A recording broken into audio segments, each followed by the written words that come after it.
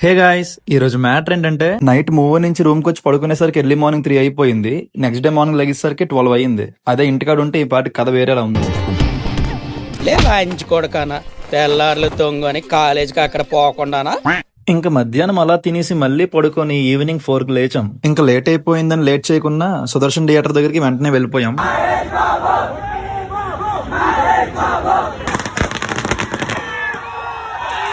Madam sir, madam అంతే.